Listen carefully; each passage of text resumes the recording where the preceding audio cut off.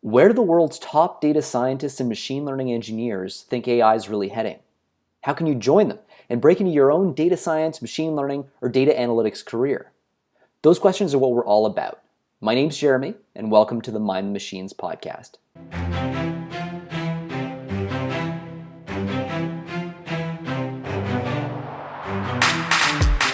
No matter what institution you're coming from, you can get access to the very latest research. We also have to make sure that we're constantly revisiting our foundations and justifying why we're using the methods we are. It's hard not to employ you. It doesn't matter what field you're in or what is it that you're good at. If you're good at something, if you like something with passion, there is someone who really needs you. So in some ways, Menglin is the ultimate generalist. She was a machine learning scientist at Amazon and a former data scientist at Cambridge Systematics. That is not, for those of you following at home, that's not Cambridge Analytica. Now she's at Amazon. She's working with two groups. And on top of that, she teaches neural networks and deep learning internally. That could go on, but she's been very patient already. And she can probably tell you better herself. So Menglin, thanks for joining us. Thank you. Glad to be here. So for starters, so you are working at Amazon. You're wearing many hats while you're over there. Can you kind of unpack a little bit what your day-to-day looks like there? Yeah, of course. So my internal title is actually applied scientist. As an applied scientist, you are expected to have in-depth knowledge into many core of the machine learning algorithms. And also you are expected to carry a machine learning system from end to end, meaning you are expected to have like a strong coding and engineering skills. But of course, everybody has their strengths and weakness. But in general, these are the things that you are expected to do. And when you say end-to-end, does that mean taking a system from data cleaning, modeling, all the way out into production and the DevOps stage and everything? Yeah, everything. So maybe you can, as far back, you can start with even a business problem, right? So your business partner may not have the clearest mind about, what they want. So you're going to have them from there to see if it's scientifically available or, feasible. And you just go on from there. And how big is the team that you work with on a day-to-day basis, or the teams? Yeah, currently, so my team is composed of all the scientists. So we currently have, I believe, 5 of us.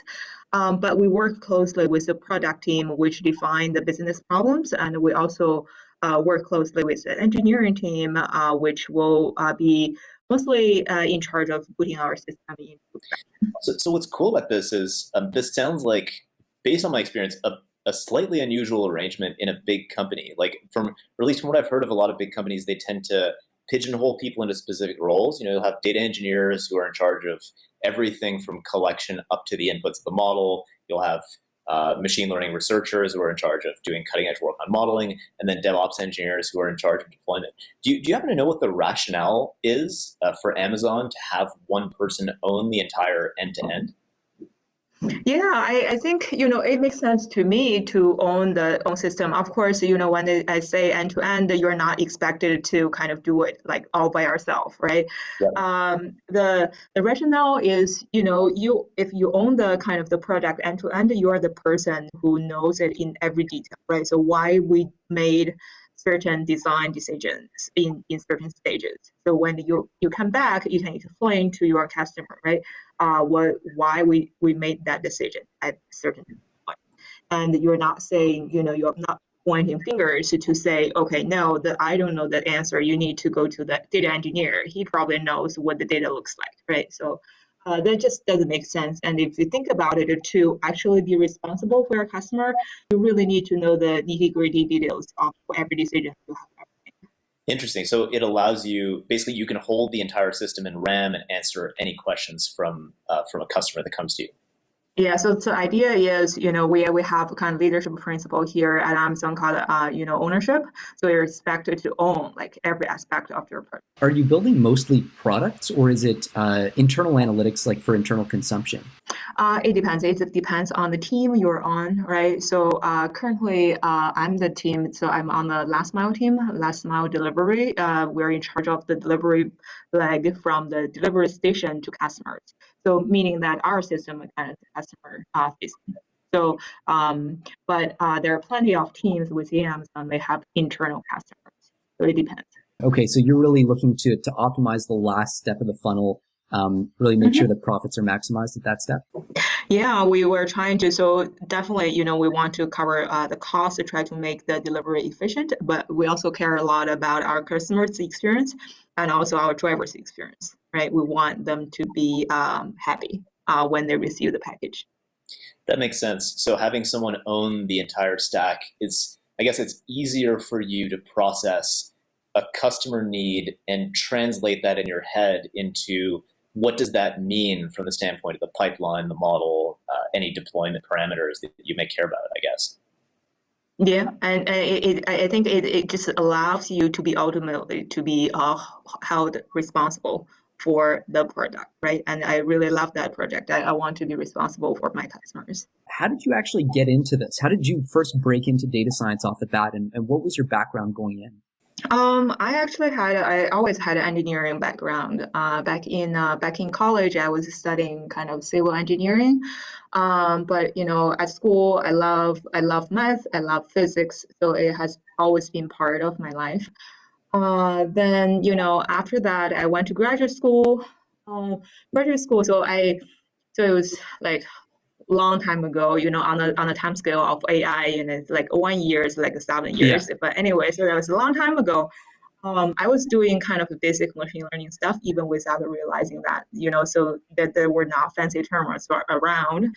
So I started to do some kind of statistical modeling, which is still part of the core machine learning field, even now. Then, I thought, by the time I was graduating, the kind of the data is exploding, the amount of data we have access to, and we also have like extremely powerful computers. At the point, I thought, okay, so I need to do something about it. And what's the best way to do it? And then it's just to join, some company who owns a lot of data, and just try to sit there. And my journey was not like a straight line either. So I started from, as a so-called business intelligence engineer, which is more like, doing data analysis and provide business insights. Then I slowly transitioned into this applied scientist role, which more like, kind of own the whole technology stack. So I guess for those who are aspiring ones, there's always a way forward as long as you're committed. And what was the moment that you realized that what you were doing was actually data science, or what would become known as data science early on? Early on, I think even nowadays, people have very loose concepts about what really qualifies as data science, right? So I like to think more broader terms because for almost anything, I have relatively open mind. I think, it is like, even though sometimes I say I hate umbrella terms, but data science, I think, if you love data, you think you have a kind of certain perspective, you can provide really unique insights into the data. I think you can call yourself a data scientist, really. So for me, everybody can do some coding, can do some kind of logic reasoning, but to be able to extract insights that nobody else can, that's what actually carries you forward. That's interesting because it's almost a completely non-technical definition of data science, and it's a meta definition where you're relying on this idea of just being able to extract value from data. So so that might lead into another question, which is, what are the things that you find missing the most from people who might otherwise describe themselves as data scientists who are trying to break into the field? What do they miss most consistently about the set of skills or tooling that's actually needed to succeed? Yeah, so actually, I got this. I kind of have this similar sense before, but as I start to mentor some of my mentees on the Sharpest Mind platform, I start to feel, people constantly ask me the questions. So, when I ask them to dive deep in a certain problem, try to derive the kind of the underlying logic about, one algorithm or a certain kind of concept, they constantly ask me, why do I need to do that, right? So people have nowadays all the libraries. Why do you force me to do that? I'm like, I'm not forcing you to do it. That's the thing that differentiates you from other people, right? So pretty soon, like AI is booming. Probably a robot can do whatever, to do libraries and to do some coding pretty soon. But what really differentiates a human being is your unique insights into the data. Asking the questions nobody can. So, and being able to answer it. Now, what we might call like soft skills of data scientists, I think people now put a lot of emphasis on the kind of the technical skills, which totally makes sense because when you're going through interviews, those are the kind of skills you get tested on. However, I think like soft skills are really important. Those are the ones that really advance your career, especially I think written and kind of oral communication skills are really important because first of all you need to be able to understand your customer well to fully know what they need so that you can define your problem per se. Then at the very end you should be able to interpret your results, whatever you're getting, the data, to a non-technical audience so that they can accept and utilize and leverage what you have found in the data set. So I think those are the skills that maybe, people should put more emphasis on in order to be successful. And do you have any thoughts about how they might develop those skills? So that's interesting. I used to have the kind of misunderstanding, while I was a graduate student at school, I wrote really poorly. I mean, my first paper was like the total train wreck. But I took it to my advisor. I said, okay, it's possibly because I'm not good at writing, and possibly because English is not my native language. I'm starting hard, but so she told me one thing that I still remember today. I probably will remember for the rest of my life. She said, you cannot write well because you cannot think clearly. So it's not really, the skills or something like you can use actually the basic English to write a well-written paper. Is just people don't go the extra mile to kind of think really clearly, dive deep to think what they want to present. Yeah. So what you're saying is almost that the deep truth of a field isn't the tools and the jargon. It's the clarity of thought that allows you to explain what's in your brain, like what you've looked at in the data, to another human being who wants to make decisions and execute on the information in that data.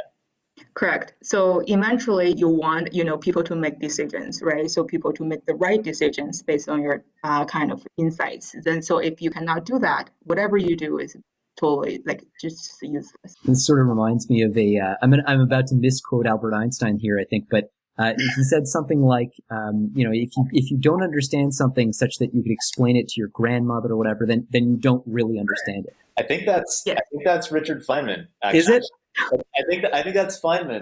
I think that's Feynman. If he said something like, if we can't explain something to an undergrad, that means we don't really understand it. Okay, wow. So I not only butchered the reference, but butchered the person's name. So you're really, in a way, and this kind of ties in your two roles at Amazon together, which is you're doing a lot of development, you're building product, you're shipping code and shipping ideas, but you're also educating people. You're also teaching people how neural nets work. You're teaching people about deep learning. To dive into that side of it, do you mind kind of fleshing that out a bit? Who are you spending most of your time teaching, and what is it that you're focusing on when you do that? I used to have a relatively narrow mind about teaching. So while I was in graduate school, I almost went to become a professor. Because I told myself, I love teaching, and that's the only place where I can, I can flourish as a teacher. But nowadays, I found it's not true. I mean, you find teaching opportunities in your daily life. You can teach your coworkers. You can teach, internal to Amazon, we have what we call machine learning university, where so the university attended by, most of them are SDEs, software development engineers. So you can teach your colleagues Sometimes I even teach my parents, right? So I try to explain to them what I'm doing. Then, I need to kind of translate those technical jargons to them. So teaching is really can be implemented like everywhere to me, right? And teaching is actually the greatest way of learning. That's what I have discovered. I love that you're teaching your parents. That's also a very Richard Feynman thing to do. That I remember. I don't know if you've ever read those Richard Feynman books, but he talks about how he's trying to teach his dad after going to grad school, and it's a great way to learn. Like, you teach someone who has no context whatsoever in the field. And not to get too jargony with the data science terminology here, but I do think there's a sense in which when you force yourself to teach somebody like your grandmother or your dad or whatever, you're introducing a very powerful regularization term, and you're just sort of forcing yourself to be able to generalize, and the embedded version of your knowledge, the sort of dimensionality reduced form, has to be really accurate and very transferable. And there's some real value in there, I suspect. That's really cool. Oh, sorry, go ahead, Ed. No, I just want to comment that I really love that analogy, dimensionality reduction, in teaching your grandmother. That's awesome. That's what it is. Actually, I had a question as well, which kind of relates to that, I guess. So we were talking about how, the tool isn't the truth of the field, and the real truth of it is thinking clearly and just clarity of thought. So do you find yourself able to teach that? Like, if you're teaching someone for long enough, like for a month or two, do you find you can actually rewire their brain so that they're thinking clearly? Or is that something that's particularly hard to do? Or do you have any techniques to how to do it? So I would not proclaim that my strategy is pretty useful, but I can a little proudly to say that my internal students really like me teaching. I think the reason is I try to think about how you yourself learn a concept. Okay, so then try to interpret the whole process you are learning to somebody else. So I think that's the greatest way for them to learn to follow your logic. So which means in your teaching, you should kind of leave room for lots of interaction. So I would pop up a quiz like every probably 5 minutes. So it's now we know this. What do you think next? What's the logic step for the next if you are the person who's actually trying to event this hours, right? So in that sense, they're following your logic. Then over the time, I believe there's a framework that can help them to rethink some of the problems. I also suspect a lot of time that's spent teaching, in the median case, is really wasted as people start to pile on more information on top of a shaky foundation. So when people don't do what you're describing, what I like about what you're describing is that it's this series of check-ins where, learn a topic, check in, make sure it's covered, and only then move on. But then you get these situations like the college lecture or whatever, where for an hour and a half, maybe you're lost after 25 minutes, and then we keep stacking more and more knowledge on top of that until pretty soon, everybody's wasting their time, the prof, the students, the TAs. It sounds like a really good method to get people up to speed. Yeah, exactly. You just go, with at their pace, basically. Try to understand what their questions are. Well, another useful strategy is to just keep checking. What are your questions? What are confusions? Right. So people say there's no stupid question. There's just stupid answers. So ask at them what is unclear. So next time you can improve your teaching. And also, I think their questions help them to think deeper, and that's always useful. That's not easy to do either, because it takes empathy with the student. You have to actually, look into their eyes and be like, oh man, if I were you, I'd be so confused by the explanation I just gave. Explain it a different way. Yeah, exactly. I mean, so that's why sometimes in my teaching, that's the whole concept. I try to help them to learn the way I learned. If during my learning, I found the specific concept is really confusing, I will put more time on that to make sure everybody is getting that. Obviously, this is a skill that you value highly, and I'm guessing that it's a skill that's valued highly in your group at Amazon generally. Is this something you explicitly look for when you're interviewing a candidate? Do you guys get them to explain stuff to you, or is this part of the testing process? Yeah, I would not say, I am representative of all the interviewers, but in my interviews, for other people, it's like I, the questions I throw at them are not difficult, but it requires clear thinking. Um, I love the whiteboarding so that I can, I just have three data points, right? So that's really simple if you think about it. I just have really three data points, but you have so many questions you can ask about these three data points.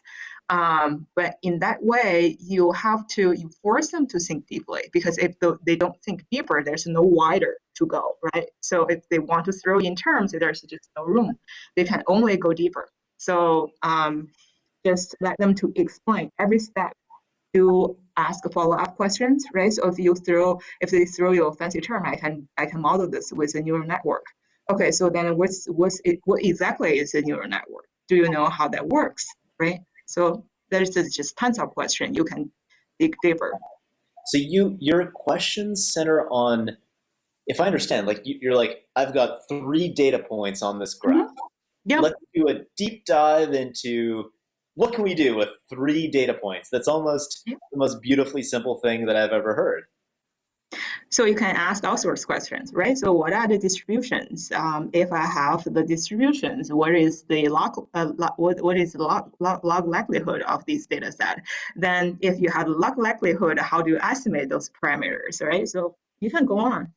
Yeah, the complexity really comes from the analysis and the thought, not the import scikit-learn steps of the process. No, unfortunately. Well, it's interesting because you did raise the idea that we already have all these beautiful libraries, and a lot of people see that as a plus. But it's also, like as you say, it leaves the door open to a kind of intellectual laziness where at a certain point your tools are so powerful. I mean, thinking especially now you've got Bayesian optimization. There are all kinds of ways to do your grid search or your parameter search that are sort of abstract away that level of complexity. So unless you really have that deep understanding, which again, it seems like you can probe with a three data point question, you're really at risk. Yeah, well, you're at risk not only of not being able to add value today, but even tomorrow, it seems like you're lining yourself up to be automated away. I mean, I suspect that's something for a lot of data scientists that, that people don't often think about is if I don't learn things that generalize, if I don't learn, thought processes and things like that, you might actually find yourself your job will be the next scikit-learn pack. How am I better than AutoML or SageMaker? Maybe SageMaker is a better for. Yeah, SageMaker is better in this context. Well, and that's an interesting kind of segue into the interview process. Is there something that you consistently find when you interview someone that they consistently sort of fail at? Like, what's the most common cause of failure in an interview context that you find? I think the most kind of dangerous thing is people don't know what they don't know. When they come to the interview, they think they are fully prepared. They have all these notes. They have reviewed all the concepts. They even say, okay, I crammed this concept. I remember like every detail. I can recite what's the exact concept in textbook for this term. But no, that's not the point, right? So if you ask people to some of the like the cool questions I like to ask, right? For example, people mention, let's say, maximum likelihood estimation. So then I would ask, just explain to me in one sentence or two, what is exactly a maximum likelihood estimation? You would be surprised how few people can just get this right. And you can just outsource it, go on, right? So like I think the most difficult thing for me is to really kind of distill the kind of the gist of certain very fancy algorithm into just a few sentences. Then by then you fully understand it. It's almost like the fizz buzz of machine learning. Like, can you do this just very, very basic thing?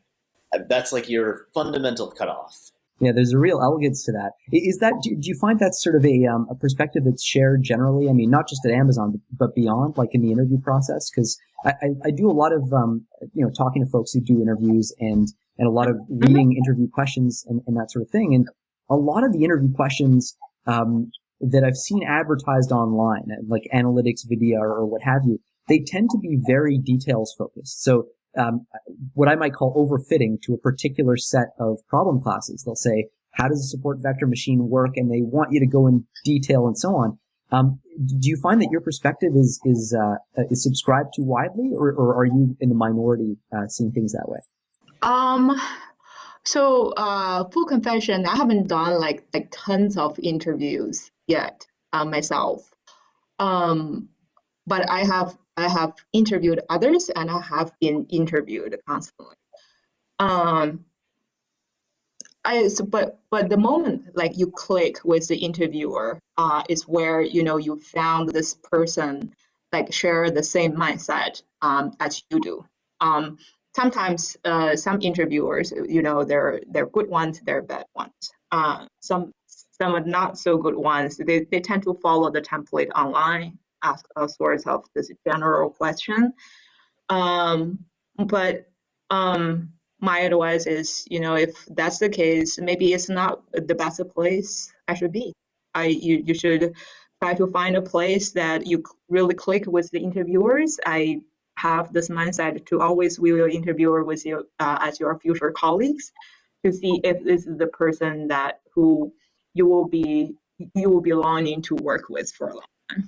I really love that, because it's a dimension that I think so many job seekers really miss out on, is the idea that your interviewer is thinking of themselves as someday having to work next to you, and like you're the person in the desk next to them, and so you're looking for a personal connection as well as a technical fit. There's another concept that I've heard of, which I think originated at Amazon about 10, 15 years ago, if I remember right. It's called like the interview anti-loop, which is that in any organization that's sufficiently big, there will always be one person who, if they interviewed you, would never hire you no matter what. No matter how good you are, like you could be Jeff Hinton and they would interview you and be like, nope, like you're absolutely not, like no way, never in a million years. So there's a lot of stochasticity from person to person in terms of what the interview process is like as well. And you can just be lucky, you can just be unlucky to a certain extent, no matter how good you may be.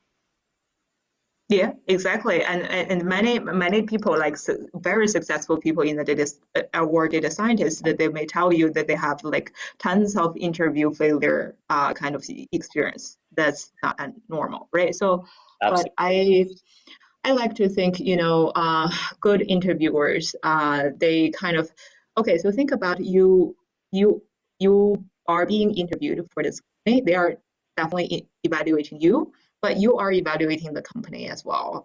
You spend so much time working in this company at this place. You want to make sure like you really like this place, right? Otherwise, your life will be really miserable.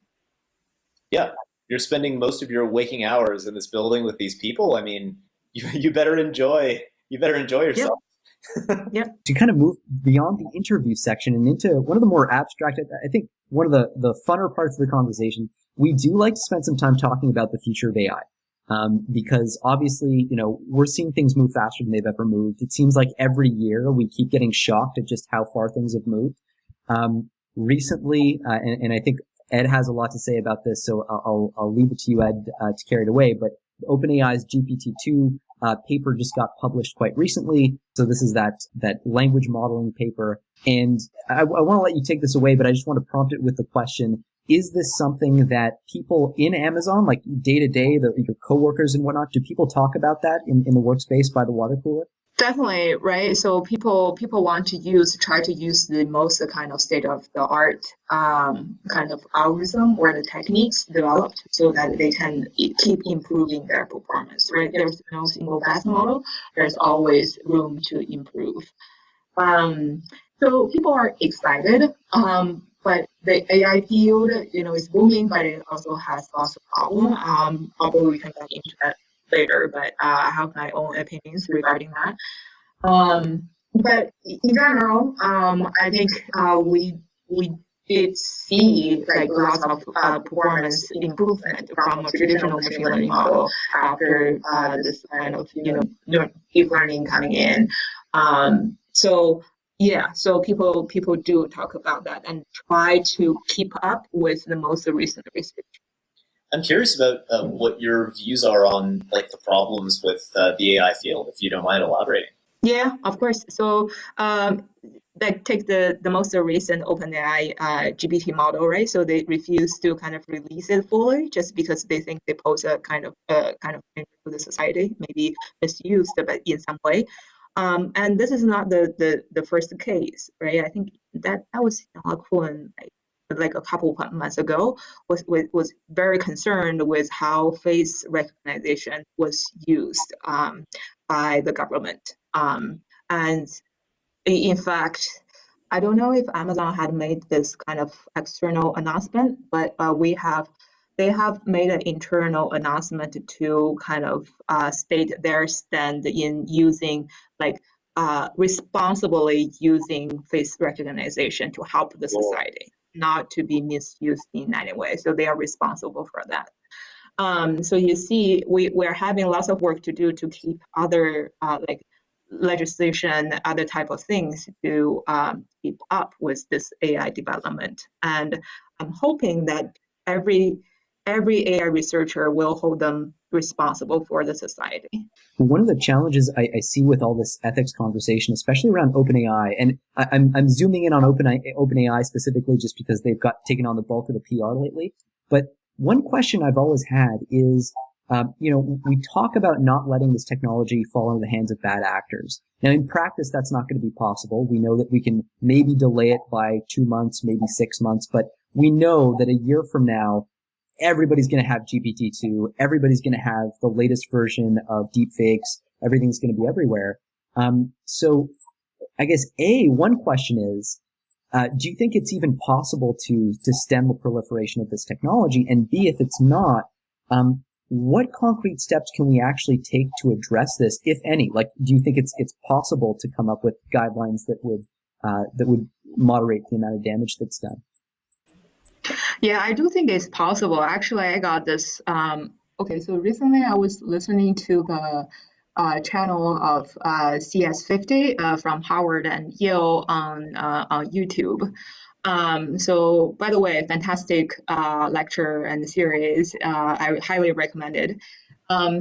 Anyway, so they did a kind of a Twitch version of CS50, kind of online live. And this guy, I think his name is Nick Wang, something. So he came online and kind of speak about the kind of security. So he is very into cybersecurity himself. Then he said, I'm still optimistic, and I totally agree at his view. So he has a passion for the Linux kernel, right? So he contribute to it, and it's open source. So he says, even though there's like bad guys out there trying to sabotage this, right? There's always someone out there. But as long as a community, like most of the smart people, are working kind of against that and trying to form a community to use these kind of kernel for the best of the society, I think we still have lots of hope. So far Linux kernel has been developing for so many years, but still it's kind of healthy and it's helping the society. So I do think it's possible, but it's just required, more responsibilities as citizens, I guess. Yeah, because as long as most of the smart people are nice, we're probably okay. Yeah. And it means taking on, I guess, some higher level of responsibility than you would have had in 1999 when your scariest thing was, a support vector machine that didn't really work very well. And maybe part of the answer too here is, and I don't know, I'm curious what you think, is just the general public developing some kind of intellectual callous against this, where you see a picture on Twitter and your first reaction isn't necessarily to assume that picture is actually legitimate and real. Yeah, or a video or a piece of text or any media. Yeah. but I don't know if it's good or bad. I mean, do you want to live in a society where you constantly like suspect yourself and others? And it seems lots of mental burden.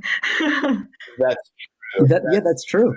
That's true. I do wonder where that ends up going, because at a certain point, especially with OpenAI's GPT-2, I mean, you look at the quality of the text that's produced by that, and it is like, it's good. It's better than some of the stuff I'd write. And what are the ethical problems that you see with AI that are most serious right now? So I'm a little worried about this kind of centralized kind of use the powerful. The more I think I would say the irresponsible use of private data. I think privacy. If you leave the modern society, you barely have you have basically no kind of privacy, right? And I do think maintain a certain level of privacy is healthy for individuals. Um, but since now we have like central powers, big companies that own so many data sets, and they're not paying you, they're not telling you what they're doing with it. So I do see that's a concern to individuals. They kind of made each one of us more vulnerable than ever. So hopefully, the big companies are kind of responsible entities, but sometimes we all know that they didn't do a very good job. Yeah, I guess recently Google had that big Nest spying announcement, essentially, where the microphones were installed in those units. It's just amazing how far this can go. It's a good thing that their security is perfect and there are never any leaks whatsoever of personal data. That's at least. Yeah. And so one other aspect, obviously, that people talk about a lot in terms of the ethics is automation and replacement of jobs. There's a lot of skepticism around whether we can actually, for example, retrain coal miners and truck drivers to become data scientists, full stack engineers, and so on. I'm just wondering, based on what you're seeing, because obviously you see a lot of very highly qualified candidates come to you, very educated people. Are you seeing any kind of indications that people can manage this transition very effectively from, like, say, a background that's totally non-technical into data science? Is that something that seems, let's say, plausible to you, if not common? I do think it's doable, right? And in fact, I think I heard one of my friends. She's in Google, and she said actually most of our kind of like the best statisticians within Google are not. They were not studying statistics at school, right? So that's totally doable, and that's the good news. Bad news is I don't think everybody would fade in the same mode. Okay, so everybody has their talent, so they should be able to do whatever they love to do. And people claim that AI freed human beings for more creative jobs, but only certain number of people are good at those jobs. And there are recently news, I think, are like China is trying to replace all the kind of the waiters and the waitresses at restaurant using robots. So after I read that, I'm telling myself, I'm not sure actually I really want to visit that restaurant, because to me, a good kind of experience talking to people at a restaurant is always a part of the experience. Eating at a restaurant, dining out, I'm not sure I really want to talk to a robot instead. So, I mean, the people, try to automate things, but eventually, is that really a good thing or useful things to do? That's still kind of debatable. Interesting. And I guess there's also a sense in which, because we talked about this in the context of the medical sort of healthcare system a lot, where we say, so Ed's wife works in healthcare, the intersection of healthcare and AI. And her observation has been quite regularly that, old people are not going to accept the idea of like an ML deep learning AI powered doctor. They're going to want the human element. But then you start looking at the younger and younger generations, and then you start asking, what about price point? What if we start tuning that dial, and all of a sudden it costs you $20 to go in for a surgery or something? Who knows? But at some point, that might well be the reality. At what point do you say, okay, I think I can live without having nursing staff attending to my every need?